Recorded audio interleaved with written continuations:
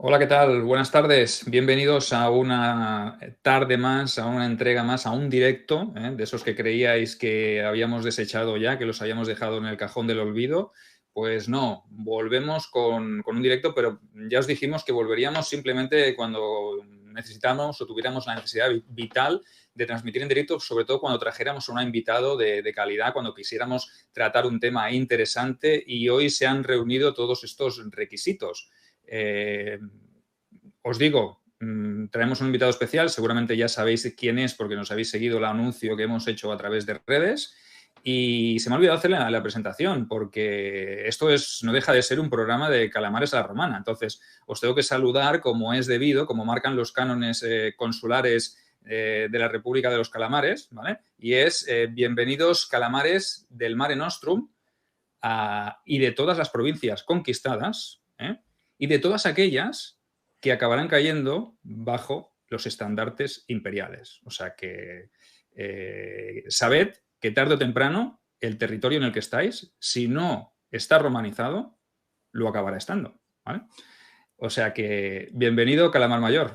Ángel Portillo, ¿cómo estás? Hola, me he emocionado y todo, ¿eh? No sé si ir a por la lógica segmentada y empezar a conquistar yo solo. Es que esto anima a cualquier cuerpo, ¿eh? Es cierto, estamos en esta época del principio del siglo II antes de Cristo y Roma, pues bueno, es grande, pero será muchísimo más grande en adelante, ¿no? De hecho, a partir de entonces empezará a conquistar tierras, ¿no? Como has dicho, este programa merece la pena hacerlo en directo porque es un tema que las personas conocen poco y porque el invitado es muy conocedor de este tema, ¿no? Nos ha pasado el guión y he quedado maravillado. Yo, a ver si algún día soy capaz de hacer guiones como este.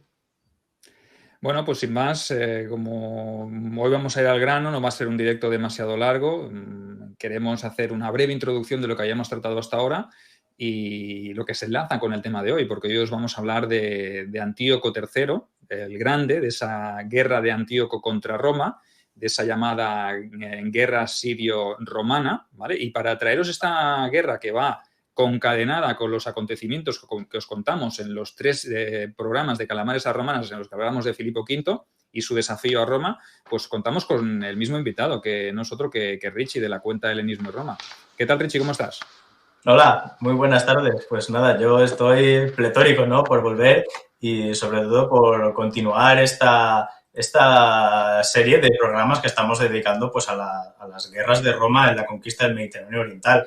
Y hoy vamos a tocar uno de esos conflictos que es el más de los más olvidados de todos, yo creo que el que más, porque Macedonia aún se lleva algo de atención, pero que realmente es en el momento en que se produjo un conflicto de grandes dimensiones, era como el combate del siglo, ¿no? Así que estoy muy contento pues de que vayamos a dedicar un espacio a hablar de la guerra de Antíoco, que es realmente en muchos niveles, ¿no? A nivel militar, a nivel cultural o a nivel político, muy interesante, que yo creo que a todos los espectadores que están aquí con nosotros les va a encantar.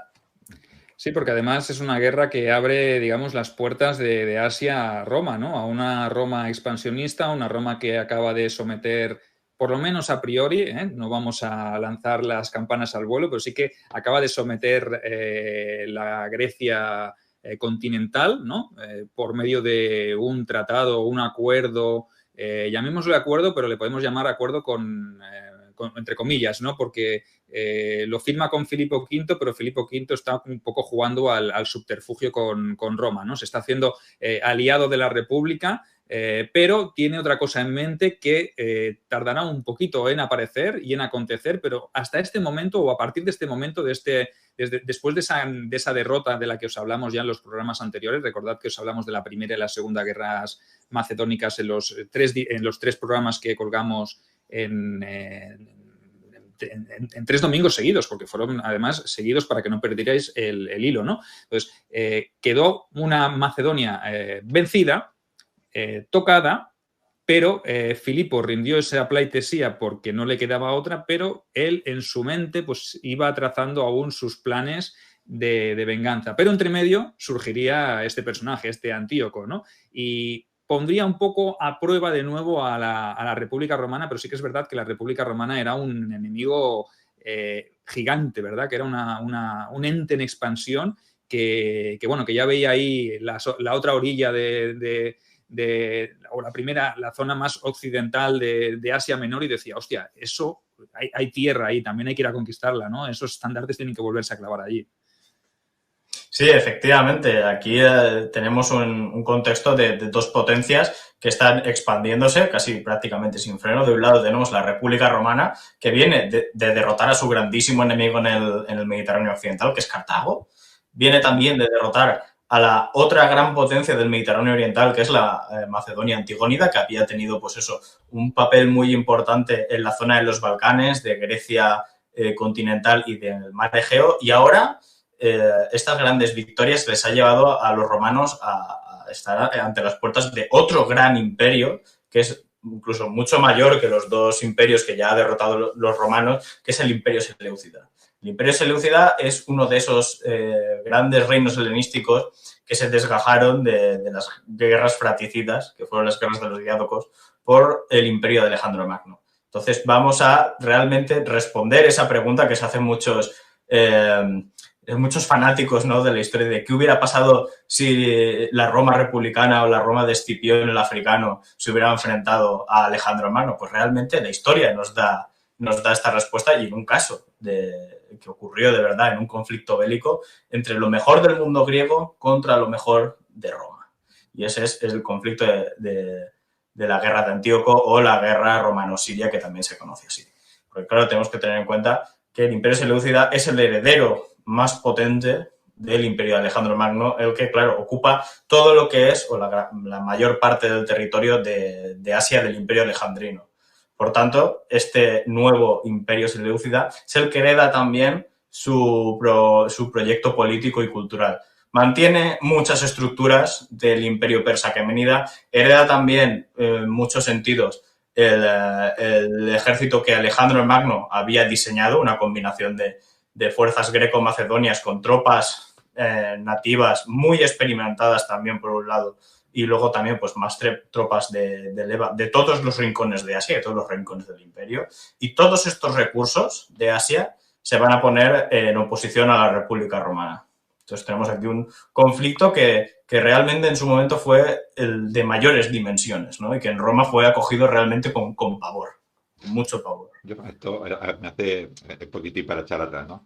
Un romano de bien que estuviera por allí en Roma, vamos echando 20 y pocos años atrás, cuando empezó la Segunda Guerra Púnica, le dirían: Roma se funde, vamos, va a desaparecer porque estos cartagineses son enormes, ¿no? Desaparece Cartago, uy, este hombre Filipo V de Macedonia nos va a destrozar. Y después de todo esto viene el otro todavía más grande, ¿no? Este hombre no debería ganar de susto. Se tomaría del Valium de aquella época, hay que saber lo que era, la dormidera se la tomaría constantemente.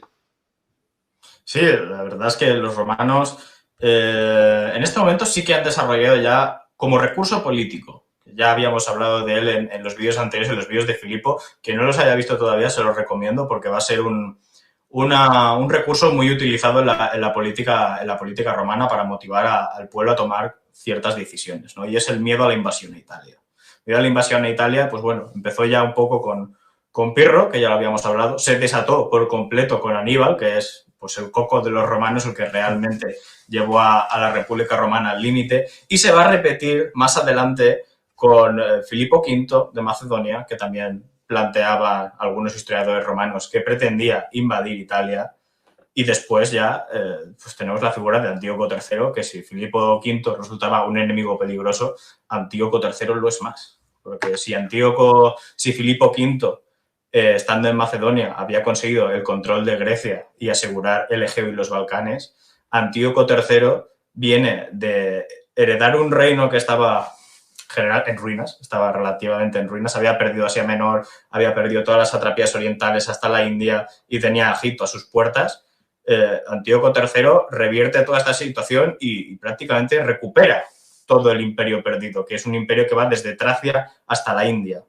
O sea, tenemos aquí una figura que es una figura política de un conquistador que además en este conflicto va a contar con la presencia en su corte de uno de estos cocos que hemos mencionado ya y que le va a asesorar en su guerra contra los romanos, que no es otro pues que Aníbal Barca, el cartaginés.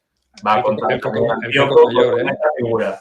Claro, Es el entonces, coco mayor ¿eh? Este es el coco mayor y tener a Aníbal para los romanos, sabiendo que Aníbal podía estar en la corte o que estaba en la corte de Antíoco III, pues podía suponer un peligro, ¿no? Porque había sido el hombre que había estado ad portas y el hombre que había traído el terror a la propia península itálica. Entonces, ¿tú crees que eso podría ser un aliciente para que el pueblo romano incluso actuara con más presteza o como veremos al final, porque luego hablaremos, ¿no?, de lo que supone el final de la guerra de Antíoco y entre una de esas condiciones de rendición, pues una es que se entregue al propio Aníbal, ¿no?, porque realmente lo siguen teniendo auténtico pavor.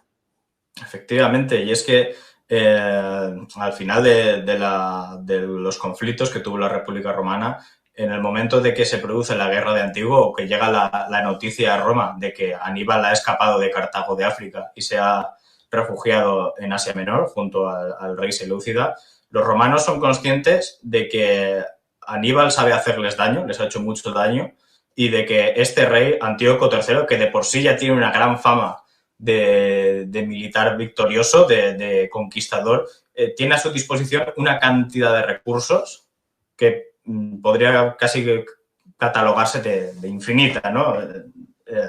Acotando, ¿no? Pero digamos que una cantidad de recursos muy grande. Además de con unas tropas que son muy profesionales y además exóticas. Es un ejército pues que lucha al estilo macedónico, pero que también mantiene elementos del imperio persa aqueménida, tiene la caballería de catafractos, tiene carros falcados, tiene tropas de caballería de toda Asia, infantería, hostigadores, incluso elefantes de la India, muchísimos elefantes de la India. Entonces los romanos tienen todas estas experiencias que han tenido ya, pues han luchado pues contra unidades de caballería, contra elefantes, pero Antíoco es conocido que tiene de todo esto muchísimo, muchísimo más. Claro, el pánico en el momento de que Antíoco III inició la guerra en Roma, cundió el pánico. Y los romanos rápidamente... Una cosa, Richie, sí. Una cosa que me llama la atención es el papel que juega Antíoco durante la Segunda Guerra Macedónica de la que hablamos también en su momento, ¿no? Es decir, Antíoco podía haber actuado en esa Segunda Guerra Macedónica como aliado de Filipo V, pero prefirió mantenerse a la espera, pues como diciendo que se peguen estos dos, yo me quedo con el que quede luego y le planto cara. ¿Tú crees que esta fue una estrategia o fue esta la estrategia que quiso seguir Antíoco III de ser un espectador de lujo de esa Segunda Guerra Macedónica? ¿O crees que no pudo reunir gente suficiente o no se veía capacitado para ser aliado? Porque si se hubiesen aliado Macedonia con el Imperio Seleucida, o sea, Roma yo pienso que lo hubiese tenido francamente muy, muy, muy complicado, ¿no?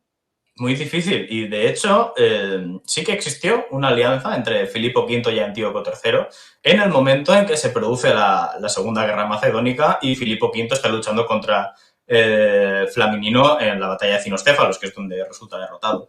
Y es una alianza que es muy antigua, por supuesto, en la alianza de los Antigonias y los Seleucidas. Es pues, la dinámica general en el siglo III a.C. en el mundo helenístico, pero no se llega a producir una acción de Seleucida dentro de ese conflicto por dos razones. Por un lado, porque Antíoco III, junto con Filipo V, se habrían repartido los territorios del Imperio Ptolemaico, que es la otra gran dinastía heredera del Imperio de Alejandro el Magno. Entonces, en el momento en que Filipo V está luchando contra los romanos en Grecia, Antíoco III está invadiendo el Egipto Ptolemaico.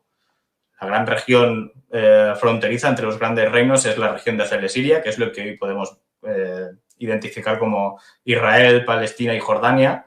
Y creo que es en el 199, las cifras del año suelen variar en función de qué fuentes se consulten, pero entre el 200 y el 199 se produce una batalla decisiva, icónica, ¿no? Que es la batalla de Panio, que es la que acaba expulsando a los egipcios de Celesiria. Claro, Antíoco III lo que pretendía era quedarse también con Egipto, porque en ese reparto del Imperio Ptolemaico que habían hecho Filipo V y Antíoco III, Egipto caía del lado de Antíoco III.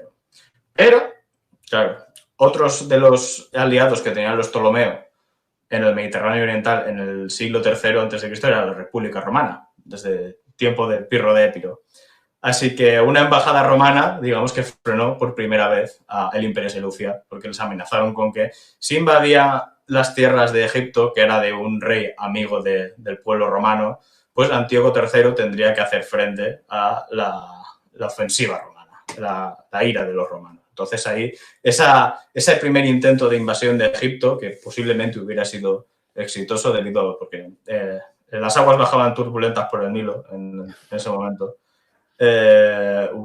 fue decisivo para que esa dinastía continuara. El otro segundo factor es que si bien Antíoco y Filipo eran aliados, realmente no se llevaban del todo bien. O sea, había una rivalidad y una desconfianza mutua muy recalcitrante, porque cada uno desconfiaba mucho de los intereses que podía tener realmente el otro. Filipo tenía aspiraciones a tener un dominio mucho más fuerte en Asia Menor, que era territorio nominalmente selúcida, y luego Filipo V tampoco se fiaba realmente de las aspiraciones de Antíoco, porque había tenido una carrera muy ascendente, de grandísimos éxitos, y claro, dentro del discurso oficial de la monarquía selúcida de defender el patrimonio heredado, dentro de este patrimonio de los reyes selúcidas se incluye también Macedonia y Tracia. Entonces hay un conflicto ahí de ver pues quién realmente es el rey que predomina. Así que hay una fuerte desconfianza que, por un lado, la acción diplomática de los romanos y, por otro, esta desconfianza frenan en que Antíoco realmente tenga un papel activo en la Segunda Guerra Macedónica. Antíoco III está viendo pues, cómo se va a desarrollar el conflicto. Y es una cosa que después, cuando veamos la guerra entre Antíoco y Roma, va a hacer también Filipo. Esto, haciendo un pequeño resumen, quizás era estos dos, selúcidas y el Imperio Macedónico, lo que les interesaba era que el otro se debilitara, ¿no? Y el miedo que quizás que tenían ambos es que cualquiera de los dos, los macedónicos, Filipo o Antíoco, conquistara o se hiciera con el poder de Ptolomeo. Esto sería totalmente decisivo. Si se hacen con Egipto, el que tuviera este poder sería el que dominaría el Mediterráneo oriental, ¿no? Y supongo que Roma decía que tampoco, no le interesaba tampoco a Roma, ¿no? Así que esto quizás sería la situación más o menos geopolítica. Sí, básicamente. O sea, realmente no es que cada rey estuviera esperando que fuera más débil, sino que no fuera lo suficientemente fuerte. Pero sí, digamos que hay un status quo, hay una calma muy tensa en un momento de reparto del imperio que hasta el momento había sido el imperio hegemónico, que es el imperio ptolemaico.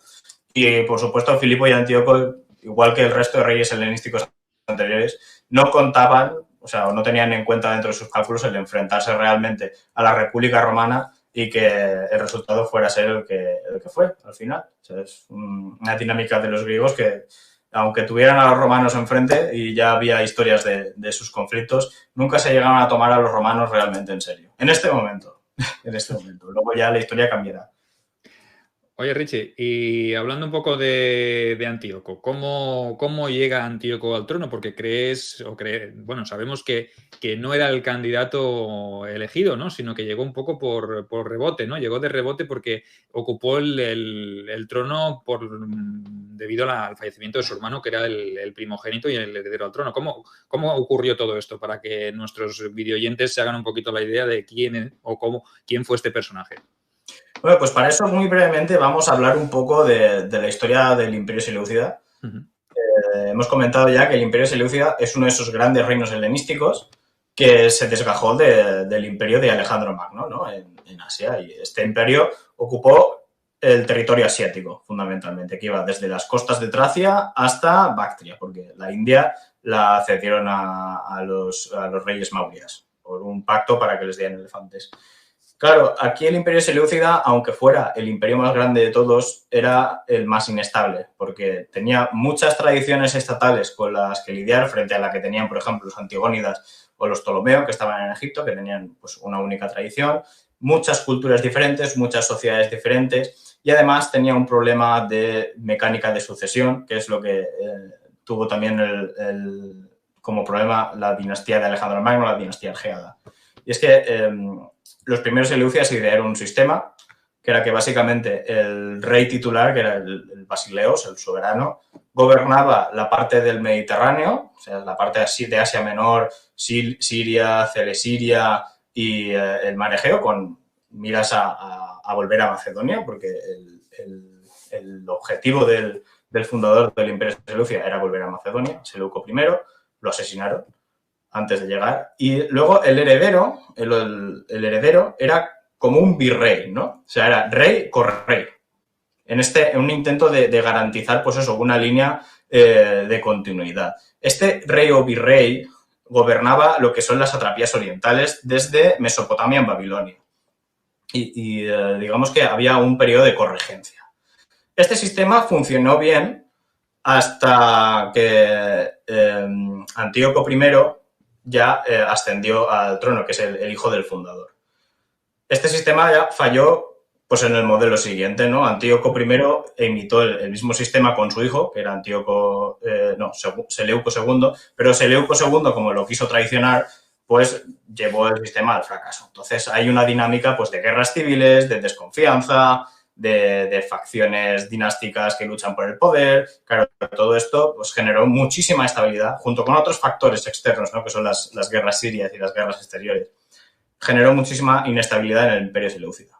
Pues una de estas víctimas, ¿no? de estas guerras exteriores y de traiciones y demás, fue el hermano de este Antíoco, el Antíoco III, que su nombre fue creo que fue Seleuco III, que en ese momento era el rey. Claro, murió en una campaña en Asia Menor y Antíoco, que no estaba destinado pues, a ascender al trono seleucida, a ceñirse la diadema regia, en ese momento estaba en Babilonia, pues subió al trono. Y claro, él se encontró con un panorama, la verdad es que nada alentador. Porque hemos mencionado pues, que el Imperio Seleucida, en origen, pues iba desde Tracia hasta Bactria. Pues cuando Antíoco III asciende al trono, se encuentra un reino que está amenazado por el sur por los Ptolomeos, que han invadido Siria, que es el corazón del Imperio Seleucida. Por el este tiene dos rebeliones y secesiones. Tiene por un lado la de Eutidemo en Bactria y luego la de Arsaces en Partia, los partos, ¿no? Es el ascenso del Imperio Parto, o al menos lo que son los inicios de Partia como un estado independiente. Luego, además, en estas satrapías orientales va a tener que enfrentarse a la rebelión de sus propios sátrapas, ¿no? Que eran generales suyos, que son la de Alejandro y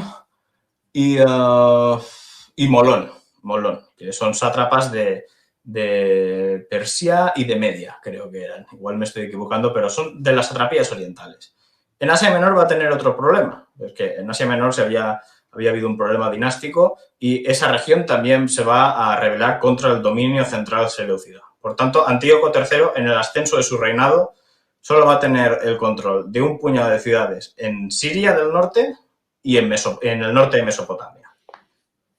Ese es el panorama con el que sube Antíoco III al trono. Claro. Antíoco III sube, para que nos ubiquemos un poco, sube al trono en el 223 a.C., con este panorama. Durante los próximos 23 años, Antíoco III va a estar todos los años guerreando para restaurar esta herencia patrimonial que es el Imperio Seleucida bajo su control. Se va a enfrentar a los Ptolomeos, va a ser derrotado y también los va a derrotar en 2 ocasiones. Va a poner fin a las rebeliones de sus sátrapas, tanto en Asia Menor como en las satrapías que hemos mencionado, y también va a subyugar pues, a estas antiguas satrapías que se habían rebelado y habían conseguido la independencia. Va a subyugar a los partos y va a subyugar a los bactrianos, imitando pues, la campaña que había hecho en su momento Alejandro Magno, esa anábasis, ¿no? De tierra arriba, tierra así. Va a ser uno de los seleucidas que va a llegar hasta la India, porque va a llegar hasta la India para renovar este pacto, ¿no? Con los reyes maurias para que les entregue elefantes de guerra. O sea, tenemos aquí un auténtico restaurador del Imperio Seleucida.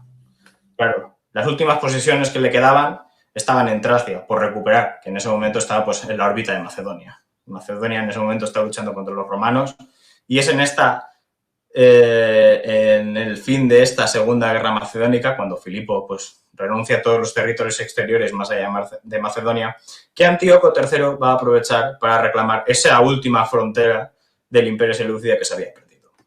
Y es aquí cuando va a entrar en conflicto con la República Romana. Porque es cuando Roma se asegura Macedonia y la Grecia continental y ya pues oye, ese hambre y esas ganas de conquista pues hacen que se ponga o que fije los ojos en esos reinos helenísticos orientales, ¿no? Interceden también por allí varios reinos independientes, ¿no? Pues está también Rodas, está Pérgamo, que habían tenido un papel destacado también en esa Segunda Guerra Macedónica. Entonces, ¿quieres decir tú, Rich, y yo hago una pregunta desde la ignorancia, ¿quieres decir que Roma no utiliza esos reinos como excusa también para entrar en territorio y poner pie en Asia? Bueno, realmente como excusa no sería así, porque realmente son estos reinos, estas poleis, las que realmente le dan un toque de atención a Roma y dicen, oye, este tío está aquí y acaba de cruzar de Asia a Europa y esto nos está amenazando a nosotros, que somos tus aliados. Estamos hablando fundamentalmente del reino de Pérgamo y de Rodas, ¿no? Que son los más activos, ¿no? Pero bueno, también tenemos que tener un poco en cuenta cuál es la situación del Egeo. El Egeo, pues incluimos pues, todas sus orillas, ¿no? La Grecia continental, Jonia, Eolia, todos estos territorios, ¿no? Al final de la Segunda Guerra Macedónica, la dinastía antigónida de Filipo V deja de ser pues, la potencia hegemónica. No pierde todos sus territorios, mantiene Macedonia, pero sí que pierde Tesalia, pierde la costa de Tracia, pierde esos territorios que había ganado en el Épiro y en el Adriático, y esos territorios se vuelven independientes, ¿no? Cuando se derrota a Filipo, se reúne un consejo de Roma con todos los aliados que tenía, fundamentalmente los etolios, que habían sido los enemigos de los antigónidas durante todo el siglo III. Y a los etolios lo que reclaman es que se extinga la dinastía de Filipo, porque ellos defendían que mientras existiera la dinastía de Filipo y Filipo estuviera en el trono de Macedonia, Grecia no iba a estar a salvo. Por supuesto, los etolios lo que querían era que sustituir la hegemonía de Filipo por la suya propia. Claro, entonces todos los demás estados de Grecia pues estaban en contra. Estos demás estados pues, son la Confederación Aquea, el reino de Pérgamo, que es un reino que estaba en Asia, Rodas, que es una potencia mercantil naval fundamentalmente, pero muy importante. Atenas, que es un centro cultural de prestigio. Atenas renunció a su política militar, pero seguía participando, ¿no? Porque era escuchada. Atenas era escuchada. Entonces, Flaminino, en su sabiduría, lo que decidió fue mantener a Macedonia como un estado tapón en el norte, porque sabía que esa había sido la función de los macedonios durante toda la época arcaica y clásica, el mantener a raya a los bárbaros del norte, y convirtió a Filipo V en un amigo del pueblo romano. Entonces tenemos un marco político del mar Egeo pues, fragmentado. Tenemos por un lado la Confederación Etolia, los aqueos, los espartanos, Macedonia del Norte, un montón de ciudades-estado que son independientes, una confederación Tesalia, que había ganado su independencia, que desde tiempos de Filipo II, el padre de Alejandro Magno, no tenía. Y en Asia, pues tenemos un pequeño reino de Pérgamo, Rodas y demás ciudades-estado griegas, pues independientes, ¿no?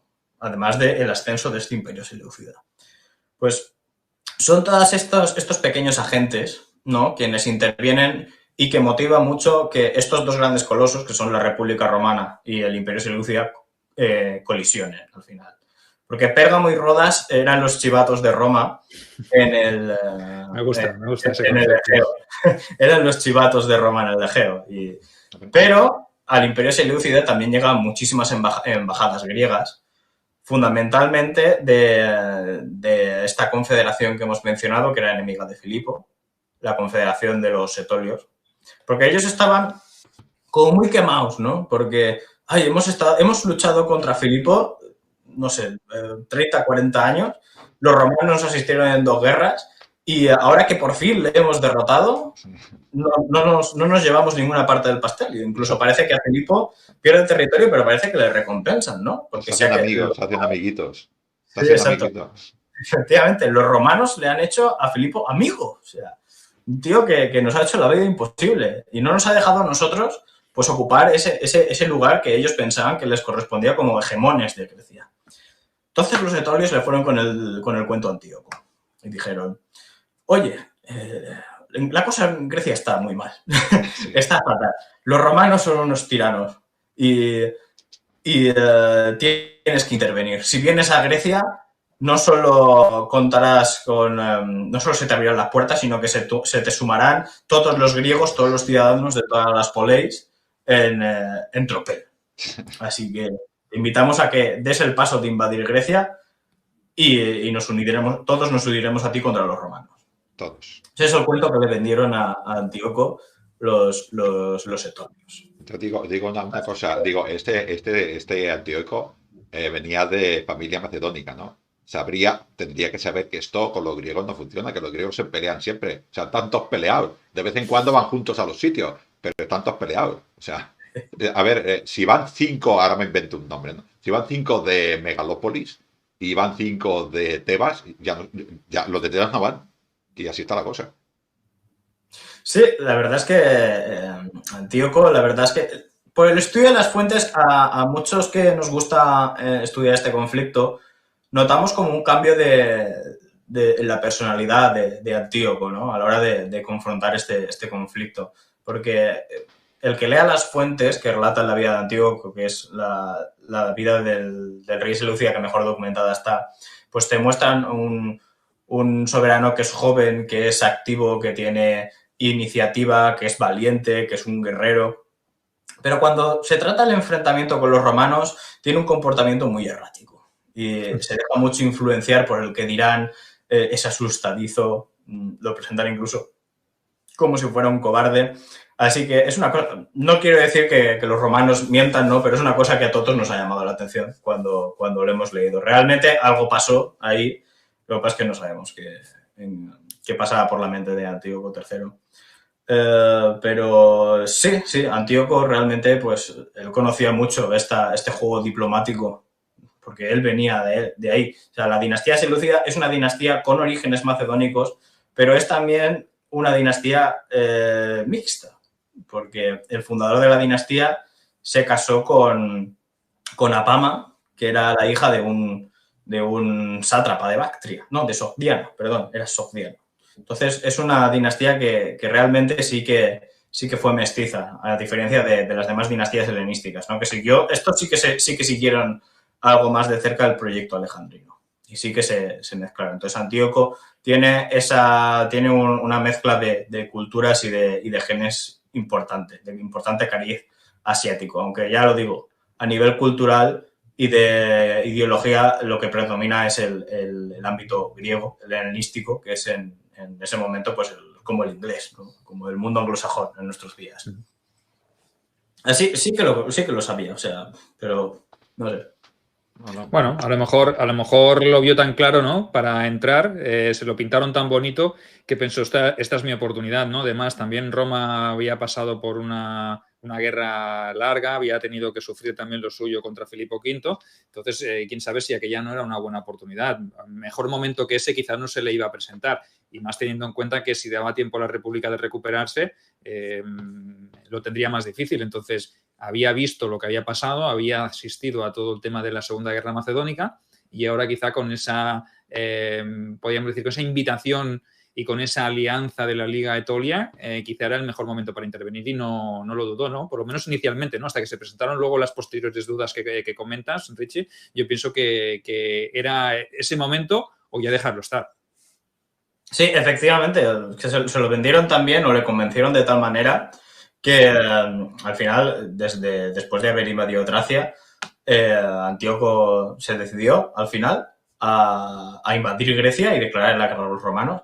Tanto es así, tanto se creyó en las palabras de las embajadas griegas que le habían llegado, que no esperó a que su ejército se agrupara en Asia Menor para la campaña. O sea, Antíoco III invadió Grecia continental, entró por Eubea, por esta isla que está cerca de la Grecia central, y después pasó a Tesalia con lo que se suele llamar la Guardia Real. Son unos 10.000 soldados greco-macedonios, además con caballería de sus tropas profesionales, que es la Gema, que es caballería de élite compuesta por soldados medos, los compañeros, los hetaroi y demás pues, unidades, ¿no? O sea, pero realmente es un ejército muy, muy pequeño.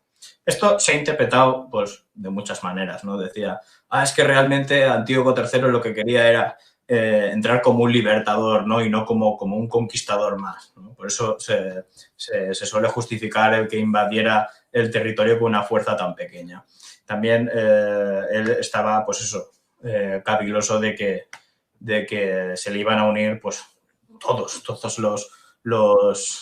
los pueblos por los que pasara, se le iban a unir y iba a reclutar pues 30.000 o 50.000 griegos de la Grecia continental. La realidad fue muy diferente, porque realmente cuando llegó allí se dio cuenta de que los etolios le habían vendido la moto. Porque por un lado, claro, estaba Filipo V, que era su antiguo aliado, pero que en ese momento era amigo de los romanos, y Filipo V estaba también pensando, ¿y yo ahora qué hago? Porque este tío no me fiaba yo de nada, pero habíamos sido aliados en el pasado. Me podría ayudar contra los romanos, de los que yo ahora soy amigo.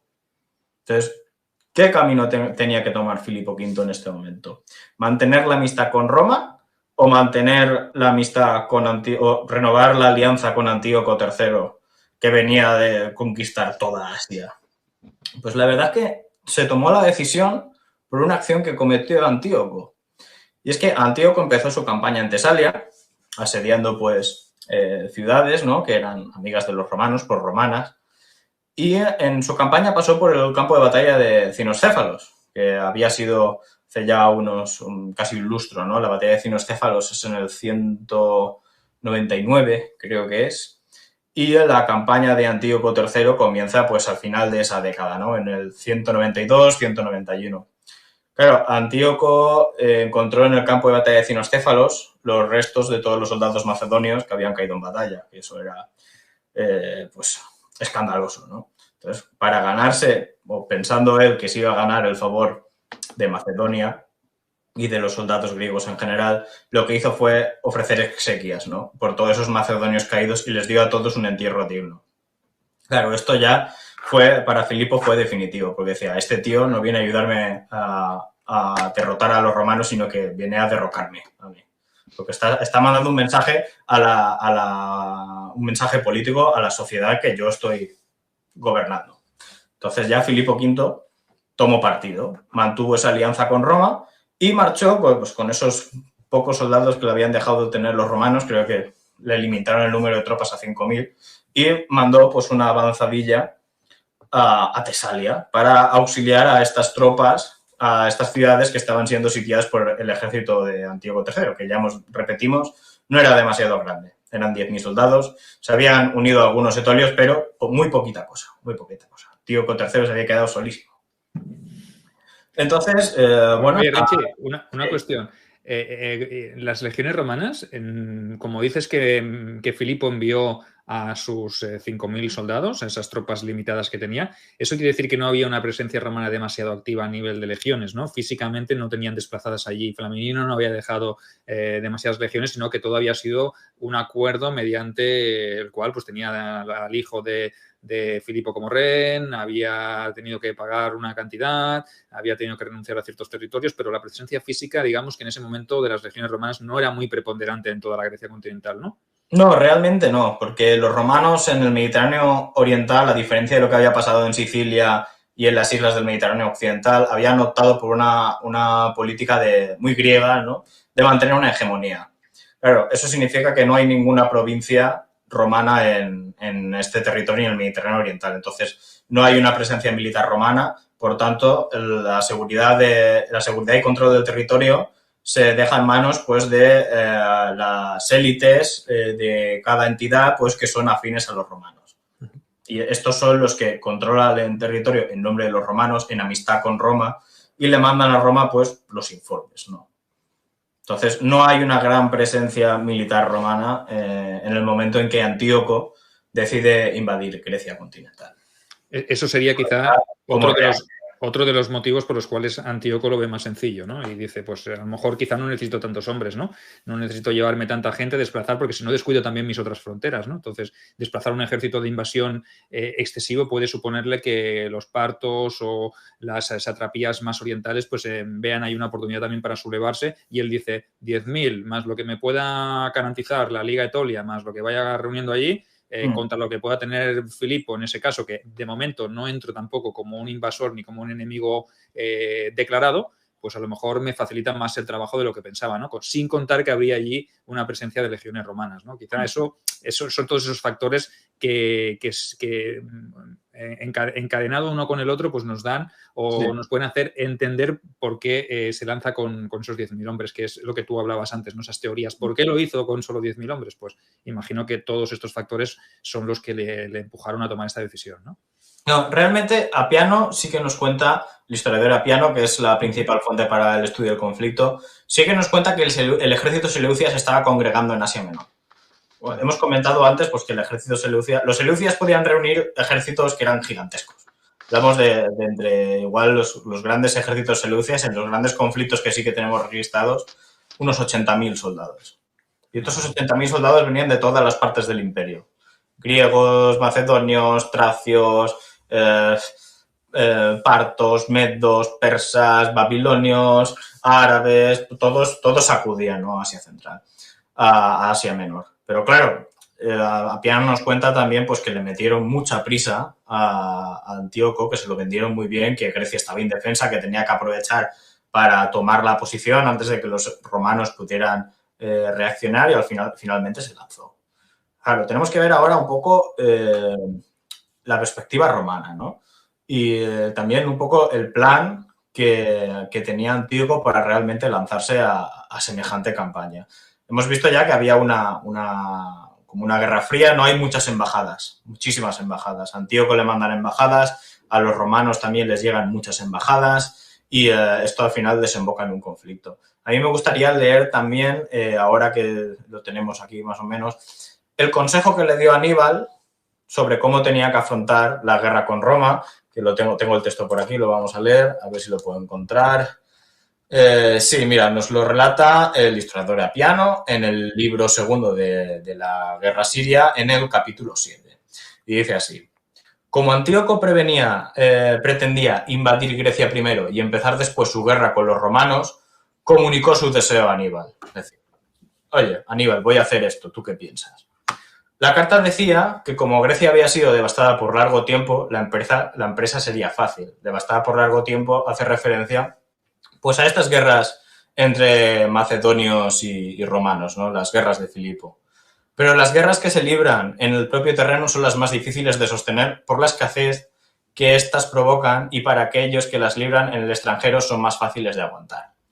Antíoco jamás podría expulsar a los romanos de Grecia, donde disponían de todo el grano y material necesario. Aníbal le animó a ocupar alguna parte de Italia y establecer allí su base de operaciones, de tal manera que los romanos se vieran debilitados tanto en su territorio como en el extranjero. Tengo experiencia en Italia, dijo él, Aníbal, y con 10.000 hombres puedo ocupar algunos lugares convenientes y escribir a mis amigos en Cartago para motivar una revuelta popular. Como están descontentos de su condición y están enfurecidos con los romanos, se llenarían de coraje y esperanza si escucharan que estoy devastando Italia de nuevo. Antíoco escuchó ansiosamente este consejo. Como consideró que el apoyo cartaginés sería de una gran ventaja, como lo habría sido para esta guerra, pidió inmediatamente que escribiera a sus amigos. Este fue el consejo que le dio a Aníbal a Antíoco III de cara a su guerra con los romanos. Desgraciadamente, pues para Antíoco III, esto no fue así y el conflicto pues tomó el rumbo contrario. Bueno, ya yo creo que las intenciones de Aníbal estaban ahí todavía, tenía el resquemor de haber sido vencido en Zama y derrotado y decía, tú dame 10.000 tíos que yo te hago un estropicio en Italia, ¿no? Pero claro, Antíoco quería pasar primero por Grecia para asegurarla. Sergio, ten en cuenta esto que ha dicho ahora Richie. Bueno, que no lo cuenta, ¿no? Esto a Roma sacaría soldados de debajo de las piedras. Aníbal, apoyado por un pueblo más importante todavía que Cartago, y con el mismo Cartago pudiera ser posible que viniera a Italia a hacernos daño, ¿no? Esto es que sacaría soldados de Roma de todos lados, o sea, se movilizarían hombres desde la Roma, España, que ya tenían poco, Sicilia, todo, es que sería una movilización continua.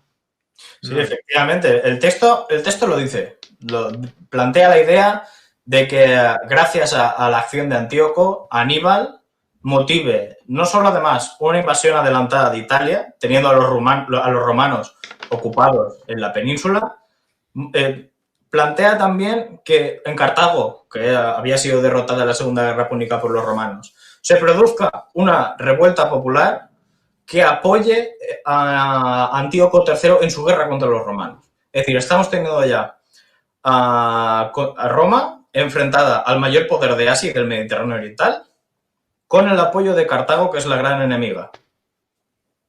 Esto causa mucho pavor. O sea, la sola idea de enfrentarse a todo el poder de Asia y todo el poder de África en Italia, a los romanos les causaba, pues eso, auténtico terror. Y de hecho, creo que hay también otro texto que nos narra también Apiano, que es una reacción romana a esta posibilidad, ¿no? Que lo narra en el libro 3, capítulo 15 de la guerra siria.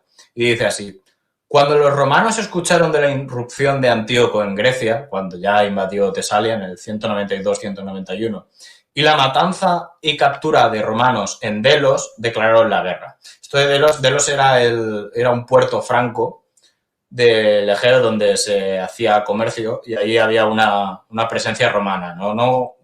Creo que no militar, sino de comerciantes, ¿no? Y esto, pues, los seleucidas tomaron posesión y los masacraron. Continúo con el texto. De esta manera, la guerra que se había ido fraguando entre ambos por largo tiempo, finalmente tuvo lugar. Esto en referencia a lo que hemos comentado de las embajadas, ¿no? De las ciudades y estados griegos. Tan grandes eran los dominios de Antíoco, gobernante de muchas naciones poderosas de toda Asia, de todas algunas pocas de la costa que invadían Europa. Esto es algunas costas de Tracia y algunos territorios que pertenecían a los Ptolomeos de Egipto. Tan formidable era su reputación y tan completa su preparación y tan numerosos y famosos sus éxitos sobre otros pueblos de los que había heredado el título de El Grande, que los romanos anticiparon que esta guerra sería larga y dura para ellos. O sea, los romanos habían conocido la historia de Antíoco III, sabía que era un rey que había recuperado el imperio seleucida de Occidente a Oriente, había imitado casi realmente la obra de Alejandro el Magno. Tenían sospechas sobre Filipo de Macedonia, a quien había conquistado recientemente, y también sobre los cartagineses, sobre todo después de haber mostrado su falsedad respecto al tratado de paz, pues Aníbal estaba cooperando con Antíoco. Otros pueblos sometidos estaban bajo sospecha, pues una revolución podía desatarse entre ellos gracias a la fama de Antíoco. Por estas razones, enviaron fuerzas a todas las provincias para vigilarlas sin provocar hostilidades. Como en las situaciones de gran peligro mostraron su ansiedad por Italia, pues podría producirse un debilitamiento o rebelión contra ellos, contra los romanos. Enviaron una gran fuerza de infantería a Tarento para protegerla contra cualquier ataque en cualquier confín, y también enviaron una flota para patrullar la costa. Tan grande era la alarma causada por Antíoco en sus inicios. Cuando todo lo que concernía al gobierno fue resuelto, levantaron un ejército para enfrentar a Antíoco. 20.000 de la ciudad, o sea, 20.000 ciudadanos romanos, y el doble de aliados para cruzar el Adriático en el inicio de la primavera. Por tanto, dedicaron todo el invierno a los preparativos de la guerra.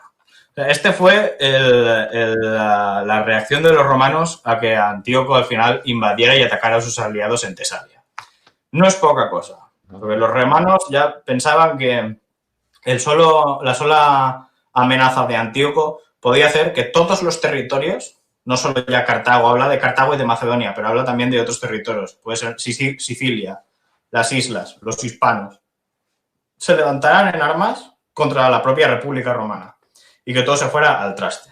Entonces mandaron tropas, primero, para asegurar todo el territorio, mención especial a Tarento, que es el punto clave por el que había entrado Pirro y donde había estado batallando mucho tiempo Aníbal, para que esa ciudad no cayera y no pudieran pasar de Grecia a Italia las tropas de Antíoco.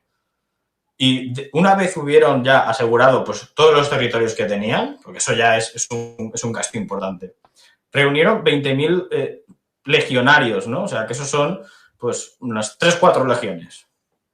Y otros, ha mencionado 40.000, el doble, 40.000 de auxiliares. Estamos hablando de una fuerza de 60.000 soldados. No es poca cosa. No es poca cosa para Roma. Sí, sí. O sea, que los romanos se tomaron muy en serio la amenaza que se cernía sobre ellos, realmente. Siempre dicen, piénsate lo peor, ¿no? Ponte en lo peor, por si acaso, y más vale por exceso que por defecto, pienso en este caso, ¿no? Entonces, si tienes que enviar 60.000 hombres, pues para Roma, una Roma recién salida de tantas guerras, no solo de las guerras púnicas, sino también de esa segunda guerra macedónica que también había tenido que desplazar hombres hasta Macedonia, ¿no? Entonces, Sí. ¿tenía potencial? Sí. ¿Tenía recursos? Sí. Pero ¿de qué envergadura tenía que ser el miedo y de qué tamaño tendría que ser ese miedo para que movilizara 60.000 hombres para hacer cruzar el Adriático a toda prisa? Tenía que ser realmente algo temible. Y yo pienso que detrás de todo esto seguía planeando todavía el fantasma de Aníbal, ¿no? Aníbal seguía siendo el coco, como has dicho tú muy bien antes, ¿no? El gran coco de los romanos era Aníbal, ¿no? Y una Cartago que en cualquier momento podía resurgir de sus cenizas eso y hallarse a esos. Entiendo Sergio Acatón, el viejo, ¿no? Cada vez que intervenía diría Cartago de lenta, ¿eh? Cada vez. Había que petar a Cartago de una vez por todas, porque es que era una amenaza plausible que estaba siempre allí en el sur esperando cualquier tipo de alianza. Porque tú imagínate que se unen todos, ¿no? Que se unen todos contra Roma, ¿no? El pánico y el pavor tenía que ser enorme. Entonces, ¿la reacción desproporcionada? No, yo pienso que no. No es desproporcionada conforme al miedo que podía suponer una amenaza de tal magnitud, ¿no? Y con un Filipo que en cualquier momento te cambiaba de chaqueta, o sea que es complicado, ¿no? La reacción es complicada, pero se movilizaron esos hombres y ¿qué ocurrió después, ¿no? Roma se tomó en serio a Antíoco, quizá hasta ese momento lo había infravalorado y ahora sí que se toma en serio de que lo que le viene puede ser una gran amenaza desde Oriente, ¿no? Aquí ya entra pues con todos los preparativos, con todas las cartas sobre la mesa. Tenemos a una Roma que se prepara para la guerra, para enviar sus tropas a Grecia. Tenemos una invasión del propio rey Antíoco con una fuerza menor en Grecia, mientras en Asia Menor se reúne su auténtico ejército. Y tenemos pues un Filipo que ya ha tomado partido en favor de los romanos. Claro, la fuerza más cercana al punto de la zona de guerra, que es donde estaba Antíoco III, que recuerdo estaba asediando las ciudades en Tesalia, era Filipo. Así que lo que hizo fue pues mandar esas avanzadillas que Antíoco III interpretó como se me echa encima todo el ejército antigonida y detrás vienen los romanos. O sea, Antíoco tuvo la percepción de que había cometido un error táctico grave, que era invadir Grecia con una fuerza muy menor, muy pequeña. 10.000 hombres realmente no es una fuerza pequeña, pero sí insuficiente para digamos, la envergadura de la campaña que se pretendía realizar. En Grecia no lo habían recibido como Antíoco había esperado. Sí que tenía algunos aliados, tenía un rey de las montañas del Épiro que le había ofrecido su alianza, los etolios, que también eran aliados suyos, pero que tampoco le estaban apoyando demasiado militarmente, y en el Peloponeso no había demasiados movimientos, estaba todo como muy a ver qué pasa, ¿no? A ver qué pasa aquí. Entonces, Antíoco III se dio cuenta de su error y se replegó a pasar el invierno en la isla Eubea, que es por donde había invadido el Tesalia. Pasó el invierno y su ejército todavía no estaba listo, se seguía congregando en Asia Menor. Tenemos que tener en cuenta eso, que en el Imperio Seleucida las tropas vienen desde la otra punta, digamos, Afganistán, ¿no? A pie, hasta Asia Menor. Y Antíoco III, para mantener esta posición en Grecia y no abandonar a sus aliados, decide pues, recurrir un poco a la imagen de la propaganda, que es un sitio muy especial para los griegos, que es las Termópilas. Antíoco decide plantarse con sus 10.000 soldados equipados al estilo macedonio, estamos hablando de la falange, con las arisas, las peltas, las corazas de lino, de bronce o sin coraza, ¿no? Las Termópilas, donde sabe que su formación, la falange de frente, con los flancos cubiertos, no tiene ningún rival.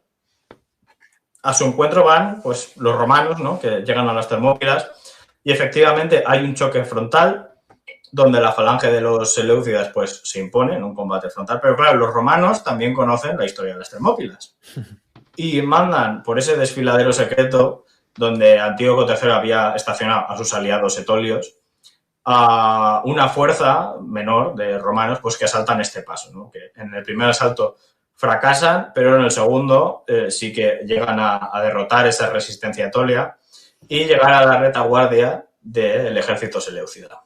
Claro, los seleucidas estaban muy convencidos porque en el combate que estaban sosteniendo ellos en las Termópilas, ¿no? Estaban resultando victoriosos, pero empezaron a escuchar hablar latino a los arbustos. Escucharon como en el cogote alguien estaba empezando a hablar latino. Entonces cundió el pánico. Y cundió el pánico y los seleucidas se vieron entre la espada y la pared, básicamente. O entre la espada y la espada. Las malas lenguas dicen que más corrió fue el rey. Es lo que dicen las malas lenguas. Antíoco, en cuanto se vio rodeado y vio que el caos imperaba, se fue con su guardia personal, que eran unos 500 jinetes, y se abrieron paso hasta lograr poner tierra de por medio en Eubea. Antíoco se llevó una buena pedrada en la boca que se dejó unos cuantos dientes ahí. Pero logró ponerse a salvo en Eubea. Esto es lo que tiene, Richie, perdona, esto es lo que tiene de que los romanos cogían ya en aquella época, tenían algún esclavo, algún pedagogo griego y les enseñaban cultura clásica a todos estos hijos de Patricio. Sabían la historia de las Termópilas.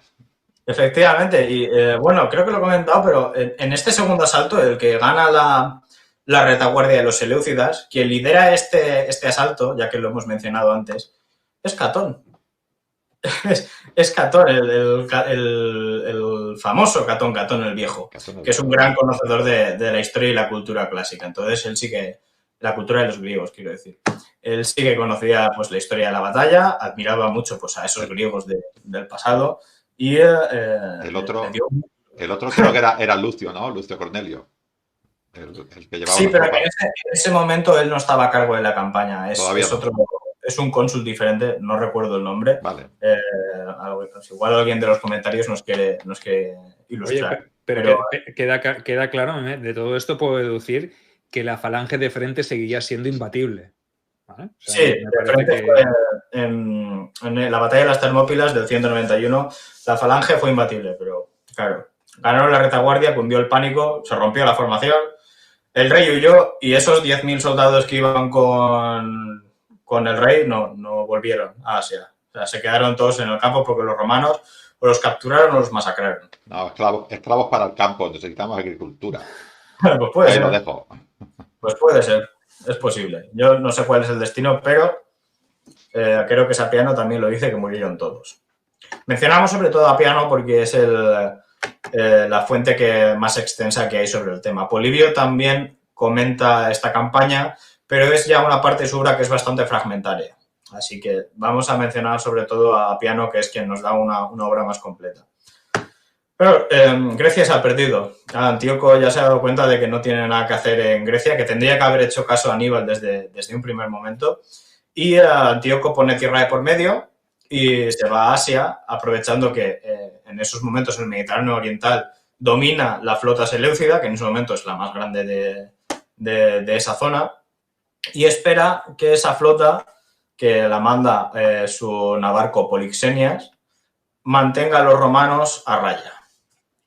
Craso error. No lo hace. La flota romana, junto con la de Pérgamo y Rodas, que es también aliada, al final derrota en 2 o 3 batallas navales que se producen a la flota seleucida, y los romanos pues tienen ya la opción de pasar a Asia. Y claro, para esta campaña, ¿no? En Asia Menor, van a llamar a grandes generales, a un gran general, sobre todo. Va a estar a cargo de la campaña Lucio Cornelio Escipión, el hermano de Escipión el Africano, y el Escipión el Africano va a ir como asistente de este cónsul romano de Lucio Cornelio Escipión. Este cónsul va a ser quien mande la campaña contra Antíoco III para terminar la campaña. Y aquí además hay bastante polémica dentro del bando seleucida, porque la zona para pasar de Europa a Asia es la zona del Bósforo, del Quersonestro, lo que anteriormente se llamaba el Helesponto. Esa zona había sido ocupada por Antíoco III con sus tropas y demás, y se había fortificado y refundado la antigua capital de Lisímaco, otro de los grandes generales de Alejandro Magno, que custodiaba, pues digamos, ese paso. Era una zona que estaba muy fortificada, que era muy fácilmente defendible y donde los romanos realmente se podían atragantar. Pues Antíoco III, en una decisión que después sus amigos más cercanos le echaban en cara, retiró a sus fuerzas, todas las fuerzas de Tracia, las retiró a Asia Menor. Y diría, pues esperamos a los romanos en Asia porque Antíoco III pensaba que los romanos no se atreverían a seguirlo hasta Asia Menor, porque estos son mis dominios, aquí está mi ejército, está muy lejos ellos de su territorio, no van a venir, enviarán una embajada a negociar la paz. No fue así. Los romanos pasaron a Asia Menor, porque claro, Antíoco III les había dejado el campo libre. Les asistió además su aliado en Asia, que es Pérgamo, que en ese momento era el rey Eumenes II de Pérgamo, que Pérgamo en ese momento era una ciudad-estado con un poco de territorio, ese era el reino de Pérgamo, pero a raíz de este conflicto Pérgamo va a ser, digamos, la nueva potencia de Asia Menor. Los romanos logran cruzar a Asia Menor con su ejército, un ejército que, aunque es relativamente numeroso, las fuentes han estimado un total de entre 30.000 y 40.000 soldados, incluyendo a los aliados del ejército de Pérgamo, pero va a enfrentar a un ejército que va a ser incluso el doble de superior, porque ese ejército de Antíoco que estaba recorriendo todos los rincones de Asia para juntarse en Asia Menor y invadir Grecia, pues ahora ya ha llegado a Asia Menor. Oye, Richie, una cuestión, pienso yo. La intención entonces de Roma inicial no había sido jamás poner los pies en Asia, sino que realmente quien precipitó la acción fue el propio Antíoco, ¿no? Con su invasión de Grecia. Entonces esto es un poco paradójico, ¿no? Porque quizás hasta ese momento la República Romana se conformaba con lo que tenía, no se había planteado ir más allá del Esponto, del antiguo Esponto, pero esa invasión fallida o ese error de cálculo que cometió Antíoco al iniciar la campaña en el 191 lo que hizo fue abrir un poco las puertas de Asia Menor a la propia Roma, ¿no? Que en ese momento sí que se decide a perseguir a ese enemigo porque piensa que es un enemigo que ahora está huyendo y que no se le puede dejar escapar.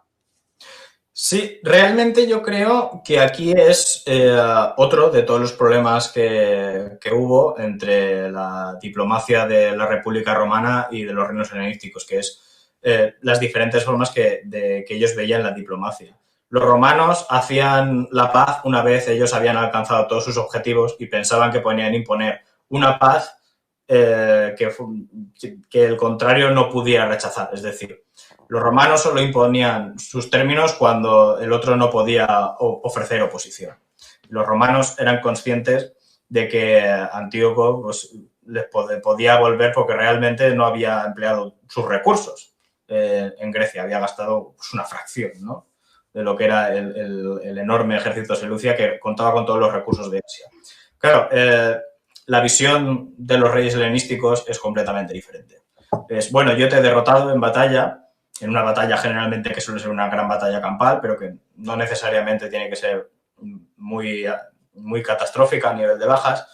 Y es una paz que se hace pues con arreglo con vista de quedar bien, ¿no? De ser un tío generoso de yo te he derrotado, pero voy a permitir que sigas existiendo, no voy a amenazar tu soberanía, te vas a quedar más o menos tranquilito, vas a estar bien, pero no te lo voy a quitar todo. Los romanos era completamente lo contrario, ¿no? Entonces, Antíoco pensó que estaba tratando con gente que hacía la paz y hacía la guerra al estilo griego y no era así. Los romanos fueron ahí a derrotar a Antíoco para asegurarse de que no volviera a ser una amenaza. Y porque querían ciertas garantías. Así que ahí tenemos esa invasión de Asia Menor por parte ya del ejército de Lucio Escipión, con la asistencia de Eumenes. No es una batalla, bueno, esta invasión nos va a llevar a la batalla de Magnesia, que es el clímax, ¿no?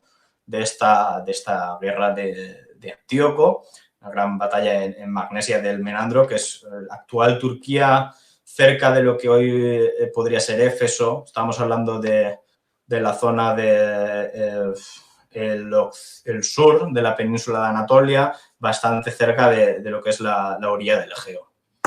Y, bueno, no es una batalla que se produzca al instante, ¿no? Sino que hay o al menos un año de presencia romana en Asia Menor antes de que se llegue a producir la batalla. Porque, claro, en este momento Antíoco dice, wow, están en Asia Menor. Yo pensaba que no iban a estar en Asia Menor. Vamos a ofrecer, ¿no?, garantías. No quiero ir a un conflicto armado. Claro, esto también porque no quería enfrentarse a los romanos y también estaba ganando tiempo pues, para reunir más tropas, ¿no? Porque Antíoco, ya que estaba en Asia Menor, pues quería aprovechar esa ventaja, ¿no?, de jugar en casa. Realmente los romanos se la jugaron muchísimo invadiendo Asia Menor por lo que ya hemos comentado. Es una campaña que lleva a los romanos a una frontera que es bastante lejana.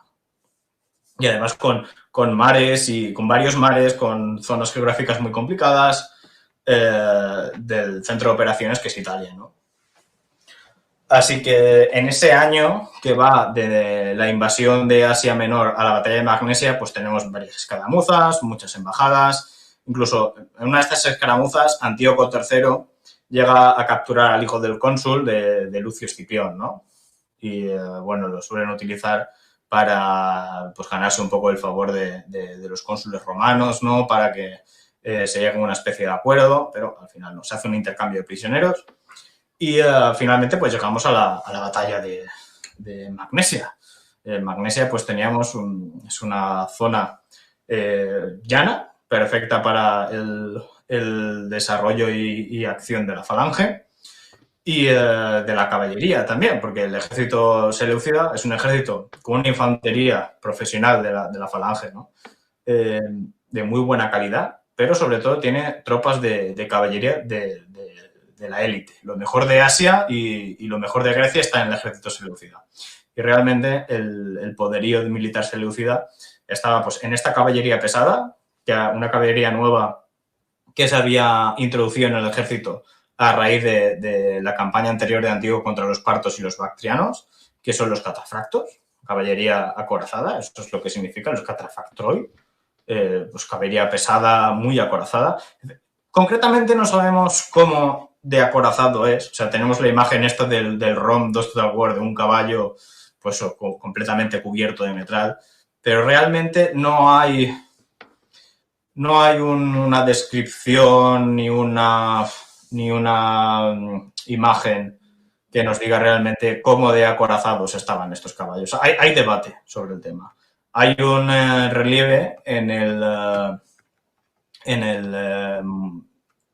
altar de Pérgamo que se ha tomado como referencia pues, para recrear esta caballería acorazada. Así que podría ser eso, pero no es muy posible que no sea esta imagen que tenemos nosotros de tíos cubiertos de metal y caballos también pues, con 500 kilos, una malla de 500 kilos encima. Es posible que no fuera así, pero aún así era caballería muy pesada.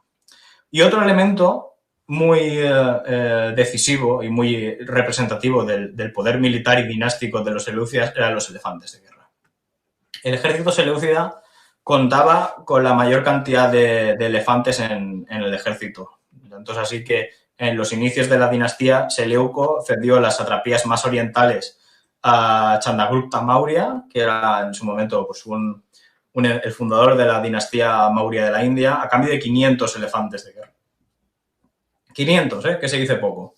Y además son elefantes indios, que son elefantes que son pues, más grandes de los que ha enfrentado Roma ya, que son estos elefantes africanos, que también fueron los que... Hay debate. Hay debate sobre los elefantes de guerra y demás. No vamos a entrar ahí. Vamos a mantener el discurso de que los elefantes africanos de ese momento pues, eran mucho más pequeños, que los elefantes indios, que eran mucho más grandes, además olían mal, eran más agresivos. Hay debate. Yo lo dejo ahí para que la gente que nos está viendo pues, lo tenga en cuenta, pero vamos a asumir pues, eso, que los seleucidas contaban con los elefantes más grandes, más agresivos y además en mucho mayor número. Bueno, tenemos estos tres elementos, ¿no?, del ejército seleucida que además al menos dobla al ejército romano en número. Tenemos un despliegue, las cifras varían, pero vamos a asumir la cifra de 80.000, 90.000 soldados. Además de la falange, de todos los hostigadores, mercenarios gálatas, soldados tracios, los cretenses, jinetes gálatas también, caballería capadocia, dromedarios incluso, carros falcados, mucha. O sea, toda la variedad que podía reunir en Asia la alineó Antíoco III contra los romanos. Los romanos, en cambio, pues ¿qué tenían? Pues tenemos el ejército tradicional, el ejército republicano manipular, que son pues, la tripe Acies de Astati, Príncipes y Triari, más luego los velites por delante. Y además, bueno, pues luego estaban los aliados, ¿no? Que como mención especial, pues tenemos al que ya hemos mencionado, a Eumenes II de Pérgamo, que solo se menciona a Eumenes con la caballería. O sea, asumimos que Eumenes prácticamente entra en combate con un ejército formado exclusivamente por caballería, porque no hay relativamente más datos, ¿no?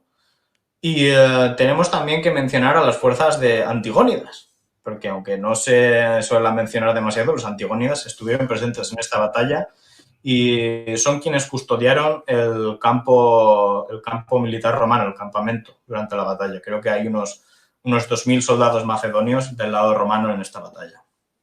¿Cuál era el plan? Entonces, pues... Te se ha olvidado, Richie, perdona, te se ha olvidado decir lo más importante, que tenía a los escipiones al mando. Ah, por supuesto, sí. Estaba al mando el cónsul que ya hemos mencionado, que es Lucio Cornelio Escipión, y luego su hermano de asistente, ¿no? Que yo creo que sería el típico caso de, bueno, te vas tú, pero que realmente el que maneja la operación soy yo, ¿no? Pero vamos, lo tengo clarísimo, ¿no? Y más sabiendo que estaba Aníbal en el otro lado, ¿no? Claro, efectivamente, sí, porque creo que durante este año que hemos mencionado entre la invasión de Asia y la batalla, en una de estas embajadas se encuentran en Éfeso. Eso es. Y van a un gimnasio haciendo una cosa muy griega, ¿no? Y están en los baños y se sienta cada uno al lado del otro en el banco y se ponen a charlar, ¿no? Aquí creo que es donde tienen la famosa charla esta de que le dice Escipión a Aníbal, oye, ¿y tú cuáles consideras que son los generales más grandes de la historia? Y dice Aníbal, pues yo creo que el primero fue Alejandro Magno. El segundo fue Pirro de Épiro y el tercero fui yo. Claro, Aníbal le dice, está un poco mosqueado porque no le ha mencionado él, que lo derrotó. Dice, ¿y en qué posición te hubieras puesto de no haberte derrotado yo en Zama? O sea, ya ahí picándole, ¿no? Dice, pues entonces Aníbal le contesta, yo me habría puesto entonces por delante de Alejandro Magno. Sobrado. ¡Qué desagrado! Efectivamente. Que aquí es curioso porque le ha halagado a Escipión, ¿no? O sea, un poco por debajo, porque imagínate, realmente, si no me hubieras derrotado, yo hubiera sido mejor que Alejandro Magno. O sea, eso es donde te deja a ti. Eres un fuera de serie. Le está diciendo, eres un fuera de serie. Sí, sí. Sí, lo claro, hay que interpretarlo así, hay que interpretarlo desde esta perspectiva. Lo que pasa es que a lo mejor si lo cuentas así piensas, ostras, qué soberbio, ¿no? Este Aníbal, pero si no hubiese sido porque le ha derrotado otro grande, ¿no? Uno de los muy grandes, él no hubiese bajado del primero al cuarto puesto, ¿no? O sea, o al tercer puesto, ¿no? Entonces, en este caso, tendría que verse como un halago, ¿no? Aunque a lo mejor la historia no lo ha transmitido de esta manera o no lo interpretamos de esta manera, pero para mí es un halago a Escipión, ¿no? Hay que verlo desde el punto de vista. No, yo lo he interpretado así. Yo siempre que lo leo dije, oye, pues le acaba de hacer ahí un peloteo ahí importante. Joder, lo he dejado por encima de Alejandro Magno, por Pirro y encima del mismo. Así que yo creo que es un detalle bastante chulo. Sí, es chulo. Bueno, me hacía referencia a lo de los escipiones, sobre todo al africano, ¿no? A Publio Cornelio, precisamente la batalla de Zama que has dicho, que ahí sí que supo este hombre cómo contrarrestar a los elefantes, ¿no? Ya has dicho que no eran los mismos, pero sí que tendrían seguramente un plan para esto. Sí, efectivamente, yo creo que habría entendido su plan de contingencia contra los elefantes de Antíoco, pero realmente esta no es una batalla, es que es una batalla inusual, porque Antíoco disponía de unas tropas de infantería de élite y además de unos elefantes, pues que era lo mejor de lo mejor, que no entraron realmente en combate. Y ahora vamos a hablar del desarrollo de la batalla, ¿no? Es yo creo que es de las batallas más grandes de la antigüedad, del siglo, al menos de los 3 últimos siglos, por las consecuencias que tuvo. Y bueno, hemos comentado ya que el ejército romano en inferioridad se enfrenta a un ejército muy superior, que está compuesto por soldados profesionales, por caballería pesada, por mercenarios. Bueno, aquí el plan seleucida era envolver a los romanos por los flancos, aprovechando su superioridad en caballería, y mientras la falange mantenía a los legionarios a raya, envolver esta caballería a los romanos y atacar por detrás. Claro, esto necesitaba de un ataque coordinado de los dos flancos, el flanco izquierdo y el flanco derecho. El flanco izquierdo seleucida estaba la caballería de mercenarios, los gálatas, los árabes montados en dromedarios, los capadocios también, y luego estaban también los carros falcados. Este flanco estaba liderado por el hijo de Antíoco III, que era el futuro Seleuco IV. Luego, en el flanco derecho estaba el propio Antíoco III con la florinata del ejército seleucida, ¿no? Que eran esta caballería de catafractos, que estaban en un total de 3.000, y el rey estaba pues con los compañeros y el escuadrón real de los agema, o sea, la élite de la élite. Pero Eumenes, el rey de Pérgamo, que estaba aliado con los romanos y estaba opuesto al hijo de Antíoco III, a Seleuco, vio los carros falcados y dijo: esto es un problema, porque estos carros realmente... un carro falcado es un carro que a sus lados tiene pues una guadaña, ¿no? Y conforme va pasando, pues va cercenando pues, las extremidades de los soldados o de las personas que se va encontrando. Eumenes aprovechó que la visión, el ambiente, había como niebla, ¿no? Estaba nublado, no había una gran distancia, y aprovechó esto para aproximar a las tropas ligeras que estaban en su flanco, hostigadores, ¿no? Deros, jabalineros, a las posiciones de estos carros falcados, y les dijo: disparad a los caballos, dejad a los conductores. Claro, los caballos, al verse acosados del dolor, se volvieron locos. Y lo que hicieron fue perder la organización, dieron media vuelta y arrollaron a las tropas que tenían detrás, que era pues toda esta caballería de capadocios, de gálatas, estos árabes montados en dromedarios. Y claro, una vez hubo este caos, pues Eumenes se lanzó con su caballería y con los romanos y los itálicos que estaban en ese flanco contra el flanco izquierdo seleucida. El flanco izquierdo seleucida colapsa y los romanos empiezan a rodear al centro seleucida bueno, pues lo empiezan a rodear, ¿no? El centro seleucida está formado pues por la falange macedónica y los elefantes que estaban intercalados entre la falange. En el flanco derecho seleucida pasa completamente lo contrario. Está a mando del rey y Antíoco III lo que hace es una cosa inédita que realmente nunca suele funcionar en ninguna batalla, que es cargar con la caballería de frente a una infantería organizada y superar esa línea defensiva, ¿no? Antíoco arrolla con la caballería de catafractos y con los compañeros y los agema a la línea romana, el flanco izquierdo romano colapsa por completo y Antíoco los persigue hasta el campamento. Claro, en el campamento salieron ya los macedonios y las tropas de refresco y evitaron pues, que el campamento cayera en manos del propio Antíoco, ¿no? Entonces, de momento está ahí se entraba en combate. Claro, Antíoco ha dejado desprotegido al cuerpo principal del ejército, ¿no? Que es la falange macedónica. La falange macedónica pues, estaba dispuesta en una línea de combate, separada en secciones, no sé si está... Las espeiras creo que son, no, los taxis son la unidad, digamos, más representativa quizás, son una unidad de 500 soldados en formación de falange, ¿no? Hay un montón de subdivisiones. A nivel organizativo una falange es casi como una legión, pero no es tan móvil, no se puede separar de esta manera, pero sí que tiene una organización, ¿no? No es una masa enorme sin unidad, sino que hay una organización por filas, por secciones. Pero bueno, como en el flanco izquierdo seleucida ese flanco había colapsado, los romanos y los pergamenos estaban envolviendo al ejército seleucida. Claro, la falange, ante esta situación, porque les estaban acosando también proyectiles desde el frente donde estaban los legionarios, Para evitar ser rodeados por completo, lo que hacen es formar una formación en cuadro. Una formación en cuadro que básicamente pues, asegura que no van a estar rodeados por completo, pero que los deja inmóviles. Ahí los soldados seleucidas mantienen la formación y los soldados romanos realmente no se atreven a entablar combate porque saben que es un suicidio y porque, según lo relata Apiano, la falange seleucida es completamente disciplinada y es imbatible, ¿no? Entonces los romanos no optan sino por acribillar a los soldados seleucidas desde la distancia. Claro que uno de estos proyectiles al final impacta en los elefantes, que los elefantes los fueron ubicados en el centro, ¿no?, de este gran cuadro.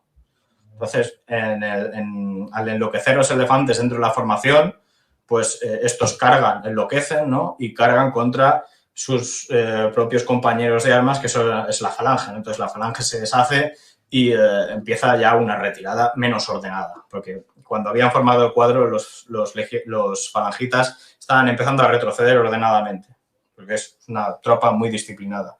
Pero ya cuando los elefantes rompen la formación, la falange se rompe, todos empiezan a huir y es cuando realmente empieza la matanza.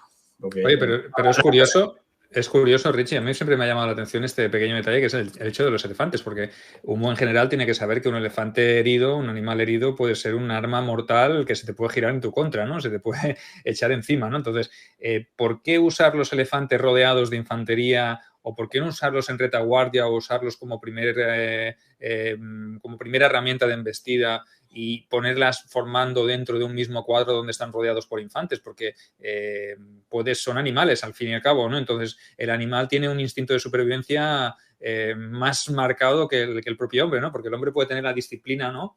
Un falangita, un legionario, una tropa regular puede tener una disciplina de mantener una posición y que sabe que si huye y da la espalda, lo más probable es que la acaben matando, ¿no? En cambio, el animal lo que va a hacer es buscar una salida. Y si tiene que arrasar con el de al lado, no va a entender de banderas, no va a entender de alianzas, no va a entender de que este va conmigo o va con el otro, ¿no? Entonces, colocar un elefante en un centro de un cuadro de infantería a mí me parece algo muy como de error infantil, ¿no? No sé si tú le ves la misma... yo qué sé, tampoco me pongo en la piel de un general de aquel momento, ¿no? Entonces, no puedo saber hasta qué punto es práctico o es útil ponerlos en esa posición, en esa disposición. No sé, sí, sí que es verdad que lo podemos ver de esa manera, pero realmente la disposición que hace Antíoco de la falange intercalando con los elefantes tiene un sentido. Y es como la representación del ejército seleucida como una fortaleza inasaltable, ¿no? Porque da esa sensación de tener un muro de lanzas que se va intercalando por 3, 4 elefantes que serían unos torreones, ¿no? Porque los elefantes, además, no es solo el paquidermo, el animal, sino que un elefante va con una escolta de hasta 50 soldados para proteger al animal. Y además, en el lomo, estos sí que llevan una torre que va pues con unidades con proyectiles, con sarisas y demás. Así que el hecho de intercalarlos de esta manera era para generar un impacto psicológico, ¿no? Vale. Sobre todo. Y mantenerlos en el centro de la formación es verdad que a nosotros nos puede chocar mucho, pero tenemos que tener en cuenta que el ejército seleucida estaba siendo rodeado por detrás y que no interesaba tampoco perder a los elefantes porque el elefante era un animal que estaba muy vinculado a la ideología real de los seleucidas, que es el ejército, la dinastía que más animales utilizaba de este tipo. Era un animal muy asociado al poder y el hecho de sacrificarlos y perderlos en la batalla, que seguramente es lo que hubiera sido de estar fuera del cuadro, hubiera sido, pues, a nivel ideológico un golpe muy duro, muy duro. Además que son animales, pues eso, muy preciados. Así que sí, tenerlos dentro del cuadro era muy peligroso, pero yo creo que de la misma manera hubiera sido tenerlos fuera, porque hubieran enloquecido también y se pudieran haber vuelto, ¿no? O sea, primó esta idea de mantener el cuadro pues como una fortaleza inexpugnable, ¿no? Con la muralla de lanzas y esos torreones enormes que podían ser estos elefantes de guerra. Además, solo para añadir una cosa, también depende un poquitín también con el ejército al cual combatan, ¿no? Si tú eres un ejército muy preparado y combates contra otras tropas más tribales, para que nos entendamos, o con otro tipo de enemigos, pues igual esto te va muy bien.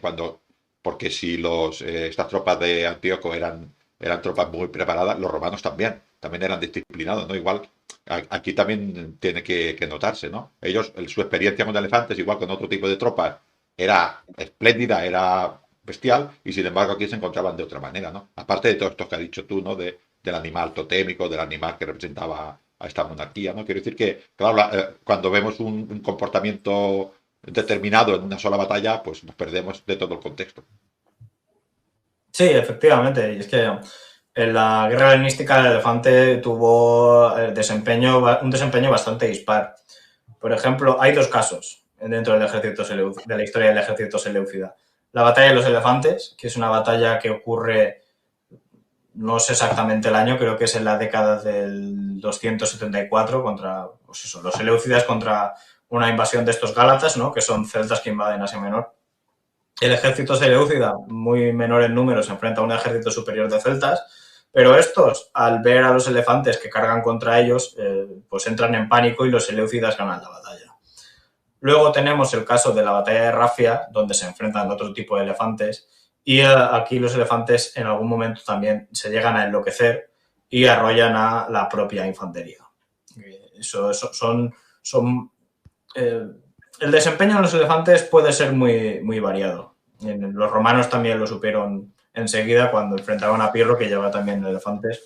Al principio pues se los asustaron y huyeron, y luego ya a la siguiente batalla ya supieron cómo reaccionar. Así que sí, por eso luego los elefantes dejarían de ser utilizados por los estados posteriores, ¿no? Los romanos también utilizaron elefantes. De hecho, creo que en esta batalla los romanos también llevan elefantes, pero como están los elefantes sirios y son de mayor tamaño y además conocen que sus elefantes se van a asustar, no son desplegados en la batalla. Los romanos no desplegan sus elefantes. Así que sí, el tema de los elefantes realmente pues, es un arma de doble filo, pero es muy representativa de la dinastía. De hecho, ahora lo veremos en el Tratado de Paz de Apanea, le van a exigir a los seleucidas que se deshagan de todos sus elefantes. Es algo que los seleucidas no van a hacer. No van a hacer, digan lo que digan. Y bueno, a ver, como conclusión de la batalla, pues tenemos a Antíoco III que se da la vuelta después de haber arrollado el flanco izquierdo romano y llegar hasta el campamento. Se vuelve para atacar por la retaguardia a las legiones romanas, pero claro, se encuentra pues el percal que hemos descrito a continuación, anteriormente, ¿no? El flanco izquierdo seleucida ha sido barrido, el centro se ha atrincherado junto con los elefantes y los elefantes han vuelto locos y la formación ha colapsado y se ha producido pues una gran matanza. Entonces, claro, a Antíoco III no le queda otra pues que huir a su campamento, reagruparse con los soldados que sí que habrán podido llegar y mandar pues las negociaciones para la paz. Esta paz será la paz de Apamea, que va a ser una paz bastante dura para los seleucidas, porque van a tener que renunciar a no solo a todas las posesiones y a todas las reclamaciones que tenían en territorio europeo, sino que van a tener que ceder todo el territorio de Asia Menor hasta los montes Tauro, que es una cordillera que está en Cilicia, o sea, estamos hablando ya de las puertas de Siria, y además van a tener que dar un pago, una indemnización al Estado romano, que voy a buscarlo por aquí porque creo que tenemos el texto. Hay varias fuentes, ¿no?, que nos hablan de este texto, pero nos vamos a quedar otra vez con Apiano porque es el que da más datos, ¿no? A ver si lo puedo encontrar. En el punto 5 lo tienes. Sí, a ver, 4... Es el de Polibio, ¿no? El del punto 5 es el de Polibio. Y el de Apiano lo tienes en el 6. El texto 6 es el de Apiano. Sí, un segundo que no veo yo el punto 5, pero bueno, me quedo con el de Apiano, que sí que lo tengo aquí. Os lo leo si os parece bien. Dale. La paz de Apamea, según Apiano, en el libro 8, capítulo 38 de la guerra siria. Cita textualmente Apiano, imagino que algún político pone en voz de este discurso en voz de alguien, ¿no? Dice: debemos imponer un severo castigo sobre él, Antíoco, por su empecinamiento en combatirnos tan persistentemente. Pero no solemos abusar de nuestra propia prosperidad o agravar las desgracias de otros. Evidentemente, Roma nunca ha hecho eso. Nunca. Esto es interesante. A él le ofrecemos las mismas condiciones que antes, porque previa a la batalla, en este año que habíamos dicho de interludio entre la llegada de los romanos a Asia Menor y la batalla de Magnesia, pues hay ofertas de paz, ¿no? Contraofertas, hay diplomacia de por medio, ¿no? Le ofrecemos las mismas condiciones que antes, añadiendo algunas pocas que serán equitativas para nosotros y su provechoso futuro, el futuro de Antíoco, ¿no? Mantenemos aquí esta visión de la política romana de no crear provincias, de no establecer un control directo del territorio, sino de apoyándose indirectamente pues, en los reyes locales, en las comunidades que hay en el lugar, o sea, la política de hegemonía, ¿no? Deberá abandonar Europa junto con todas las tierras de Asia al oeste del Tauro, la cordillera que hemos mencionado que está en Cilicia. Aquí se establecerá la frontera.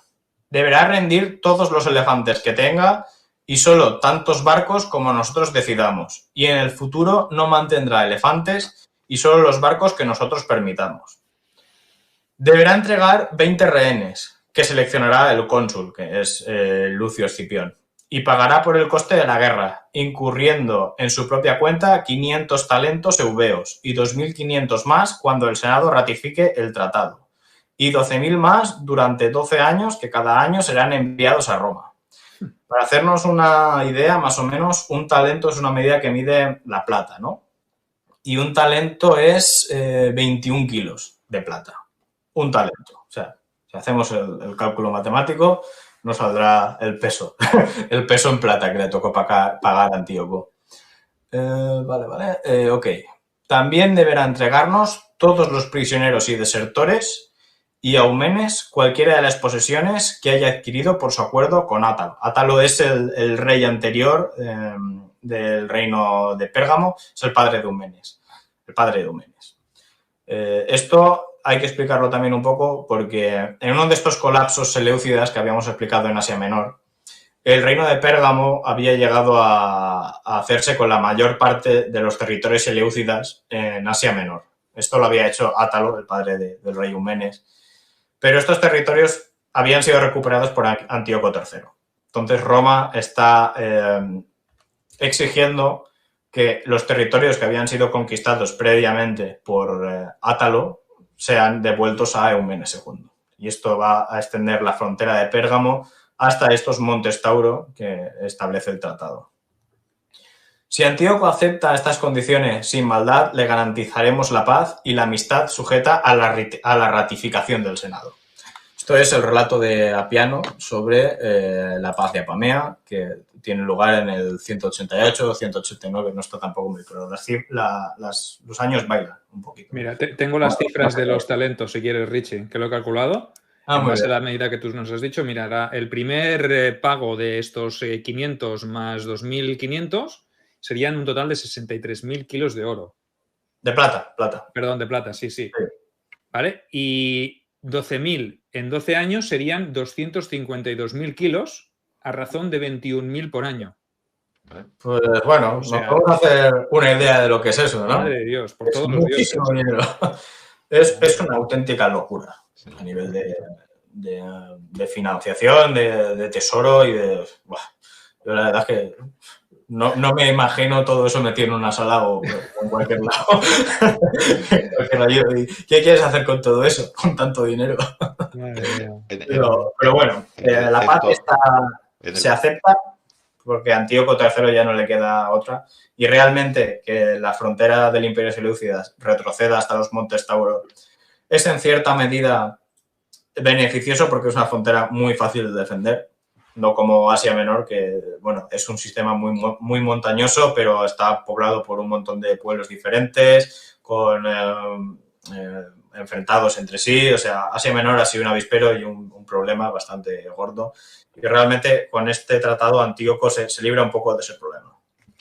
Y el tema de los elefantes y los barcos. Los elefantes al final no van a ser... Esa parte del tratado no se va a cumplir porque los seleucidas mantendrán el uso de los elefantes hasta... Yo creo que es hasta finales del siglo I, cuando se pierden las guerras contra Partia. Y el segundo punto de los barcos, el Imperio Seleucida nunca fue una potencia naval, siempre fue una potencia con fuerte matiz terrestre, pero cuando en el periodo de Antíoco se derrotó al Imperio Ptolemaico, que era la potencia naval hegemónica del siglo III, pues ese espacio fue ocupado por Antíoco. Así que en ese aspecto no hubo grandes problemas. Como en el asunto de los rehenes, ahí sí que fue un factor decisivo, no solo es un aspecto que se respetó del tratado, sino que influyó bastante en el futuro de la historia seleucida. Antíoco mandará a su hijo Antíoco IV, el futuro Antíoco IV Epífanes, para que esté de rehén ahí. Y posteriormente, pues los nietos y bisnietos de Antíoco III seguirán yendo a Roma, pues para que Roma mantenga pues esa medida de ese cierto control, ¿no?, sobre los asuntos políticos del Imperio Seleucida. Otros reyes seleucidas que han estado en Roma de rehenes, pues se me ocurre Demetrio I Sóter, que es una historia de ese rey bastante interesante porque es un rey que se escapa de Roma, se escapa de su cautiverio y llega al Imperio Seleucida para reclamar el trono. Hay una lucha dinástica y al final él se hace con el control. Al final es ratificado por el Senado romano como amigo, pero vamos, que eso es una historia bastante curiosa. Yo le invito a cualquiera que nos esté viendo que busque la historia de Demetrio I Sóter del Imperio Seleucida, que es muy divertida, muy, muy interesante. Es de película, ¿no? Es como un poco como el Rey León. Es casi como el Rey León. Richie, permíteme un inciso. Yo ahora voy a hacer de Catón. Digo, a mí de todo esto, el dinero no me importa, no me importan los rehenes, a mí solo me importa una persona. ¿Qué pasa con Aníbal? Efectivamente, sí, Aníbal, que a mí yo me había olvidado de él. Pues hemos mencionado que durante toda la campaña Aníbal pues había propuesto un planteamiento de estratégico para llevar la guerra de una forma que Roma fuera derrotada. Aquí hay un problema y es que Antíoco no acaba de fiarse de Aníbal, porque él está sospechando que realmente lo está incitando a ir a la guerra por motivación personal y no realmente porque le beneficia a él. Y él también tiene ese temor de que en una posible victoria contra Roma, la gloria de haber derrotado a los romanos se la lleve Aníbal y no se la lleve él mismo. Entonces, claro, eso dentro de un reino helenístico plantea una grandísima cantidad de problemas, pero que no os lo podéis imaginar. Entonces, por eso Antíoco III siempre va a desechar el consejo de Aníbal hasta que en un momento se va a arrepentir. Luego ya, después de la batalla de Magnesia, Antíoco acepta entregar a Aníbal. Claro, Aníbal esto se lo lió y escapó y se fugó. Entonces, no estuvo localizado. Y creo que huyó a Armenia, al reino de Armenia, que estaba empezando. Armenia había sido una satrapía del Imperio Seleucida, pero que en momentos de cualquier debilidad pues se convertía en independiente. Así que Aníbal se fue a este reino de Armenia bajo la protección del rey Artaxes, ¿no?, que es el fundador de la dinastía artáxida, creo que se llama, y la historia cuenta que le ayudó a diseñar su capital. O sea, Aníbal, además de general, era arquitecto, pero esto ya entre comillas, ¿no?, porque no sé, es un poco fantasía. Bueno, luego Aníbal continuó, pues eso, su huida, su visita por diferentes reinos de Asia Menor, acabó en Bitinia, donde al final pues parecía que los romanos sí que lo iban a apresar, porque el rey de Bitinia, no recuerdo cómo se llama, creo que es un Prusias, seguramente, iba a entregarlo a los romanos porque se había convertido él en amigo de Roma. Entonces Aníbal decidió pues quitarse la vida. Y ahí acabó la historia de Aníbal, que en sus últimos años pues se pasó intentando buscar venganza contra Roma, intentando recuperar también para Cartago esa posición perdida, y ya en sus últimos años se las pasó intentando que los romanos no le echaran el guante. Hasta el final. Esa es la historia de Aníbal. Era el most wanted, ¿no? El más buscado del periodo, ¿no? Efectivamente, sí, pero aquí yo quiero hacer el apunte de que hay historia de Aníbal y de Escipión mucho más allá de la Segunda Guerra Púnica. Y son eventos muy importantes pues, que el público generalmente no los suele tener en consideración. Pero aquí tenemos pues, una campaña de grandísimas dimensiones que vuelve a implicar a Escipión y Aníbal. Y bueno, Aníbal después tiene un periplo por toda Asia Menor, o sea que tiene una vida larga después de Zama, Aníbal, y muy interesante además. Y eso es algo que generalmente no se suele tener en cuenta de Aníbal. Aníbal es la Segunda Guerra Púnica, parece que se muere en Zama, pero no es así. Oye, pues fantástico, esto de Antíoco ha sido estupendo y nos hemos dejado, quizá en esta fase final de la guerra, no hemos mencionado a un tal Filipo V, ¿verdad? Sí. No lo hemos mencionado demasiado porque él estaba ahí en su tierra pues maquinando, ¿no? Porque realmente no acaba aquí la historia, ¿no? O sea, las guerras macedónicas, como ya sabéis, habrá una tercera guerra macedónica e incluso se habla de una cuarta, ¿no? Que hay algún personaje también allí que intenta rescatar la resistencia macedónica o griega hacia la República Romana. ¿Qué te parece si volvemos a quedar más adelante y nos traes el relato de esta guerra, de esta tercera guerra macedónica o de lo que sucedería con Filipo V y sus sucesores? Porque lo que parecía ser una balsa de aceite, ¿no? Que era Macedonia, estaba lejos de estar controlada todavía y se produciría incluso una tercera guerra en la que Macedonia volvería a desafiar el poder de Roma. Efectivamente, yo creo que sería de justicia hacer un vídeo o una charla hablando sobre, bueno, de Filipo V, de los planes que él estaba llevando a cabo mientras ocurría la guerra de Antíoco y luego lo que va a pasar después en Macedonia, porque Macedonia, igual que Cartago, va a resurgir. El problema es que, bueno, que a Macedonia sí que le pillan un poco con las manos en la masa, pero sí que se estaba preparando ya Filipo V para quitarse de encima la vigilancia romana y la tutela romana y recuperar a Macedonia como esa potencia en el Mediterráneo y en el Egeo, ¿no? Así que yo creo que, bueno, yo acepto, recojo el guante y cuando queráis hablamos de la tercera y cuarta guerra macedónica. Yo voy a estar formando a otros Escipiones y a unos Metelos y que se vayan preparando estos. Efectivamente. Bueno, pues lo dejamos aquí por hoy. Espero que os haya gustado la narración de los hechos de esta guerra de Antíoco, de esta guerra sirio-romana, que a lo mejor muchos de vosotros no conocíais y que hoy Richie nos ha narrado a la perfección. Evidentemente volveremos a invitarle, volverá a pasarse por aquí, ya decidiremos si lo hacemos en directo, lo hacemos en diferido, en el programa de dominical, como os tenemos acostumbrados. Decir que yo he descubierto un montón de cosas hoy, un montón de información que no conocía. Richie nos había pasado un guión estupendo. He aprendido mucho más de lo que constaba en el guión. Esos textos nos han ayudado también a comprender mucho este periodo y este personajazo, ¿no? Esta gran figura que es Antíoco III. Hemos conocido a un rey que, por cierto, no sabemos cómo acabó. ¿Tienes alguna información de cómo acabó sus días Antíoco III? ¿Murió en paz plácidamente? ¿Murió combatiendo? En extrañas circunstancias. Aquí yo siempre me suelo equivocar porque siempre confundo su final con la muerte que tuvo uno de sus hijos, que es Antíoco IV Epífanes, y el destino que creo que tuvo fue porque lo asesinaron cuando intentaba robar, expoliar uno de los templos, creo que en Ecbatana, en Media Tropadene. Porque claro, esa multa pesaba, ¿no? Esa multa hacía falta pagarla y Antíoco pensó que si se llevaba el tesoro del templo de un templo que no recuerdo. De Baal, el templo de Baal. Pues puede ser, no lo sé. No sabría decirte qué deidad, pero no se lo tomaron bien. No. Y lo mataron ahí mismo. Lo mataron ahí.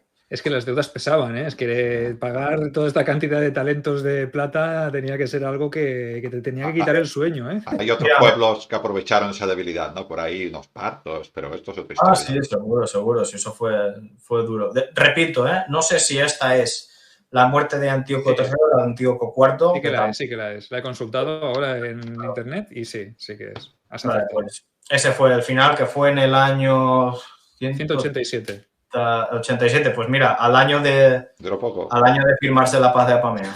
No duró demasiado el hombre. A ver, el pago inmediatamente era difícil de asumir, ¿eh? Correcto. Oye, pues muchas gracias, Richie, por habernos acompañado. Gracias por acertar también este guante que te hemos lanzado para hablar de la Tercera y de la Cuarta Guerra Macedónica. Y quien dice de esto, pues dice de que luego nos hables también de los partos, o sea, que y de ese encuentro final entre los seleucidas, los remanentes de los seleucidas, ¿no? Que aún le quedaría un tiempo al imperio seleucida, no desaparecería de la faz de la tierra rápidamente, pero sí que es verdad que los partos jugarían un papel importante, ¿verdad?, en ese momento en esa desaparición. Por supuesto, de hecho, pese a la derrota frente a Roma, el imperio seleucida en el siglo II a.C. va a seguir siendo la primera potencia del continente asiático, en esta parte del continente asiático. Entendamos que cuando digo Asia hablo de... más cercana. De Asia Menor hasta la India. Vale. De los Montes Tauro, ¿no? Los Montes Tauros. Estos Montes Tauros también darían para una historia, porque por allí pasaron todas las invasiones de todos los cuerpos romanos hacia Asia. Todas pasaron por allí. Efectivamente. Sí, es que esos son las puertas a Oriente Próximo. Ya no estamos poniendo deberes aquí, ya no estamos poniendo aquí demasiados deberes. Pero bueno, para ir concluyendo, gracias, Richie. Ya sabes que esta es tu casa, que cualquier propuesta que tengas, cualquier tema que quieras tratar, pues te decimos la Tercera y la Cuarta Guerra Macedónica, pero aquí Ángel lo estamos helenizando, o sea que en cualquier momento podemos venir a hablar de Alejandro, de lo que tú quieras, de Mitrídates incluso, porque habíamos hablado de hablar de Mitrídates también, que será también un enemigo letal y que pondría las cosas muy complicadas a Roma, o sea que también queda ahí el guante para Mitrídates. Grande Pompeyo. Sí, yo los recojo todos y nada, muchas gracias a vosotros por invitarme a estar aquí a hablar de una de las cosas que más me gustan, que es la historia. Así que nada, espero que al resto de la gente que nos haya visto y nos haya acompañado le haya parecido igual de interesante. A todos los comentarios que nos están dejando, sí, excelente narración, alucinante el programa de hoy, muy buen directo, buen programa, espectacular, o sea que los comentarios que nos dejan los oyentes, no hemos tenido demasiada audiencia, ha costado de que la gente se vaya enganchando, pero también lo podemos atribuir y achacar a que hace buen tiempo también por las tardes los domingos, que puede haber fútbol, que están las fallas donde tú estás también, ¿no? ¿Verdad que hay fallas por ahí, estáis de celebración? Pues hay un montón de historias y que tampoco los directos no habían sido algo muy habitual últimamente. Nos habíamos apalancado y acomodado más en el tema de los programas grabados y que hemos decidido pues hacer esta incursión, como hemos dicho al principio del programa, pues porque el tema nos parecía muy interesante y lo ha sido. Entonces, confiamos en que los que veáis el programa en diferido, dejéis vuestros comentarios, hagáis vuestras aportaciones y nosotros lo iremos contestando y respondiendo, y si hay alguna duda, pues que se lo pediremos a Richie. Richie también colgará en su canal de Helenismo y Roma, que lo tiene en YouTube, también tiene un canal, colgará también el programa que le pasaremos, y no sé si en Instagram lo podremos colgar porque habrá que mirar cómo lo hacemos. Pero bueno, en cualquier caso, el directo ha sido genial, nosotros lo hemos pasado muy bien, ¿verdad, Ángel? Yo me lo he pasado fantástico. Volviendo al principio del programa que decías tú, estos calamares, ¿no? Hemos conquistado durante este programa unas cuantas tierras para nuevos calamares para Roma. Pues bueno, ese es el objetivo, ¿no? Ir expandiendo la República Romana hasta llegar al gran imperio, ¿no? Pero por en medio nos hemos encontrado enemigos tan duros pues como fue Filipo en su día, Filipo V, y como ha sido en este caso Antíoco III, y queda mucho todavía por relatar, o sea que os esperamos en la siguiente entrega y el domingo que viene volvemos con una edición grabada. Y entre semana recordad que tendréis la tapita de Calamares en Romana Express, que bueno, que estamos viendo que no es que lo sigáis demasiado, o sea que desde aquí os animamos a que nos sigáis miércoles y domingo. Recordad, a partir de las 6 tenéis doble ración de calamares, tapita intersemanal los miércoles y la ración grande, el plato principal, lo tendréis el domingo a las 6 de la tarde también. O sea que luego podéis escucharlo también en el canal de iVoox de Ángel Portillo de Lignum en Roma. O sea que... Y suscribíos, sobre todo, ¿no? Que eso nunca lo decimos, ¿verdad? Hoy me he acordado, Ángel. Me he acordado yo de decirlo. Sí, suscribíos a Sergio Alejo Gómez en YouTube y en Lignum en Roma, en iVoox y Spotify, que estoy ahora pasando también los programas. Hay gente, Sergio, siempre lo digo que me sorprende, que escucha nuestros programas corriendo sin motivo. Y yo solo pongo a su disposición. Huyendo de las falanges o de las regiones. Pero bueno, también suscribíos al canal de Richie en Instagram y en YouTube, ¿vale? Helenismo y Roma. O sea, que ahí tenéis una cantidad de contenido que no vais a encontrar en ningún otro canal, porque Richie toca un palo maltratado por la historiografía, ¿vale? Sí. Un poco tratado. Generalmente eso, en castellano pues igual no lo encontráis. Hay alguna otra cuenta también muy buena, el Enismanía también, que es un compañero mío, que también trata, sobre todo el tema de, ya más allá, de si yo trato los griegos en Siria y Mesopotamia, pues él habla de los griegos en Afganistán y en la India. También lo recomiendo, pero vamos, sí, podéis pasaros por mi perfil de Instagram, que se llama Helenismo y Roma. Estoy también en Facebook y también estoy en YouTube, Helenismo y Roma. O sea, que ya sabéis, trabajo tenéis y material tenéis de sobra. O sea, que si no lo hacéis es porque os da pereza o porque no nos conocíais. O sea, que a partir de ahora, si no, siempre que tenemos las legiones panonias ahí sedientas de sangre. O sea que... Cuidaros mucho, calamares. De pollo. Cuidaros mucho, calamares.